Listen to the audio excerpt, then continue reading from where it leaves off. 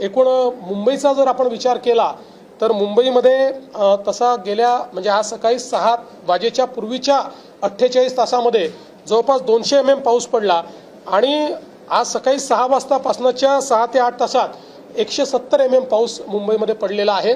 त्यामुळे प्रचंड पाऊस आहे। याच्यामध्ये चेंबूर भागात सर्वाधिक 177 मिलीमीटर इतका पाऊस पडलेला आहे।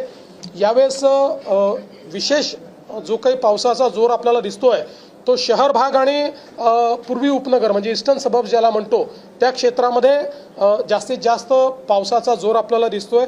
एकूण 14 ठिकाणी वॉटर लॉगिंग झालेलं आहे, ज्यापैकी 2च ठिकाणी ट्रॅफिक पूर्णपणे थांबवावं लागलं, बाकी ठिकाणचा ट्रॅफिक चाललेला आहे। अर्थात ट्रॅफिक पूर्ण मुंबईमध्ये स्लो झालेला आहे, पण ट्रॅफिक असा कुठेही पूर्णपणे थांबलेला नाही। ट्रेन्सचं देखील कुठेही पूर्णपणे ट्रेन्स बंद झालेल्या नाहीत, पण पावसाच्या जोरामुळे किंवा काही गोष्टींमुळे ट्रेनची स्पीड स्लो झालेली आहे। काही ठिकाणी त्या थांबून काही वेळाने पुढे गेलेल्या आहेत, त्यामुळे ट्रेन्स ज्या आहेत त्या सगळ्या लेट चाललेल्या आहेत। काही ना काही प्रमाणात ट्रेन्स आता लेट आहेत। मात्र ही एक महत्त्वाची गोष्ट आहे की ट्रेन्स पूर्णपणे या कुठेही थांबलेल्या नाहीत।